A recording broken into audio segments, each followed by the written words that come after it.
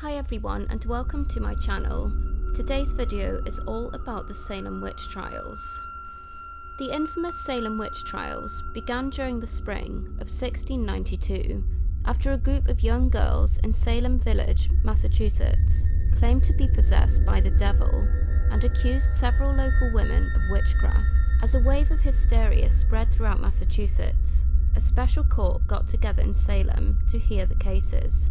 The first convicted witch, Bridget Bishop, was hanged in June. 18 others followed Bishop to Salem's Gallows Hill, while some 150 more men, women and children were accused over the next several months. By September 1692, the hysteria had begun to grow and public opinion turned against the trials. Though the Massachusetts General Court later annulled guilty verdicts against accused witches and granted indemnities to the families, bitterness lingered in the community, and the painful legacy of the Salem witch trials would endure for centuries. Belief in the supernatural, and specifically in the devil's practice to giving certain witches the power to harm others in return for their loyalty, had emerged in Europe as early as the 14th century, and was widespread in colonial New England.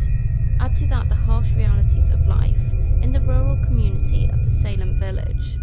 At the time, included the after effects of a British war with France in the American colonies in 1689, a recent smallpox epidemic, fears of attacks from neighbouring Native American tribes, and a long-standing rivalry with the more affluent community of Salem town, which is known as present-day Salem.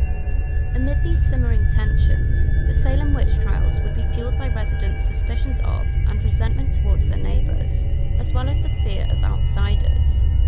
In January 1692, 9-year-old Elizabeth Parris and 11-year-old Abigail Williams, who was the daughter and niece of Samuel Parris, minister of Salem Village, started behaving strangely. They began violently contorting their bodies and having fits, and making strange noises and uncontrollable outbursts of screaming. William Griggs, a local doctor, diagnosed the girls with bewitchment.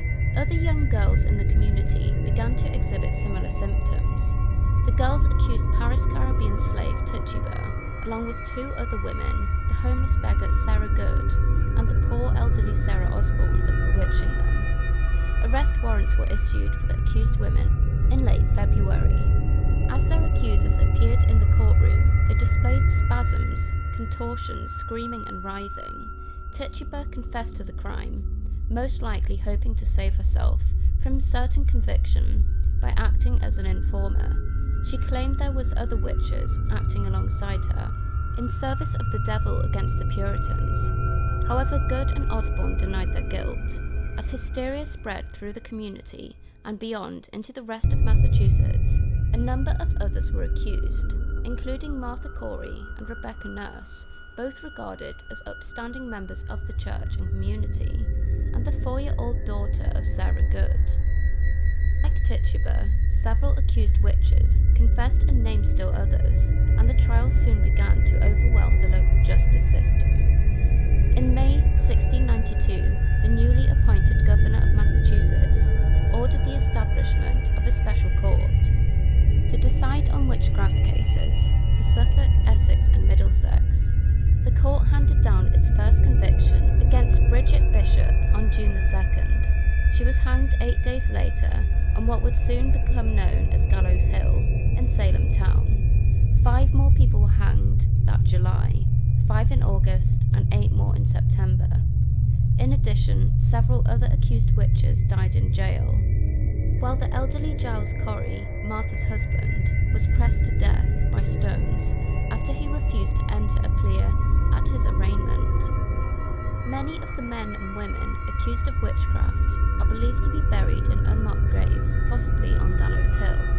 Many people visit Gallows Hill today, hoping to catch a glimpse of a ghost. Have you ever been to Gallows Hill? Let me know in the comments if you have ever visited and whether you got any strange, eerie feelings whilst there. If you have enjoyed this video, please do give it a thumbs up and do consider subscribing to my channel because I make a ton of videos just like this one, and I'm also uploading daily for October. For those of you that are new here, my name is Samantha. Thank you you so much for watching this video, and I hope you did enjoy it.